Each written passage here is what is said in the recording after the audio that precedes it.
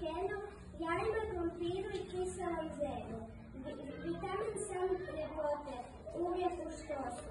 Dobar za nokte, kožu i kosu. Dosta je svima reklame te. To sam ja, slavni vitamin C.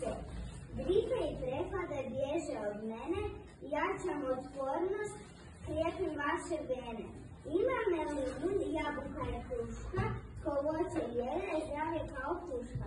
Za mlade i stare, za ljude sve, poznati za vitamin D. Stigli se krije u sunčanim zrakama.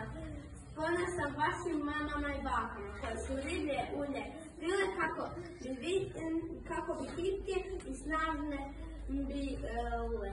Mišići snažni, jaki zdravi. Hodajte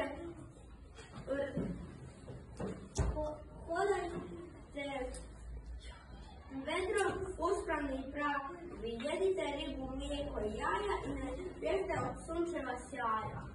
Dopustite da se predstavim.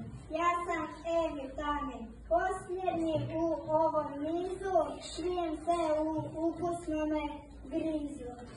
Za dulji život, za bolji san, jedite kašice baš svaki dan. Tu je kikiriki pa maslinovo ulje, da živimo ljepše, bolje i dulje. Osim vitamina, tu još nešto fali, a što biste znali, naravno to su minerali. Zovem se kalcij, ne pravim se vlažan. Ako želiš biti snažan, živahan, a opet nježan, ja sam neizbježan. U siru, vrhnju i mlijeku me ima. Dičem se zdravim i s bijelim zubima. Kupine, špinat, zelena salata, omiljena su hrana ovog svata. Željezo ja sam, mineral važan, zato je Popaj tako snažan.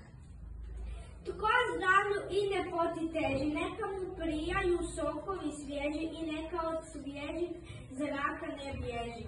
Nije šala, ni od minerala, svima treba svakog dana ukusna i raznolika hrana. Završimo sada ovu avanturu, vidimo se djeca!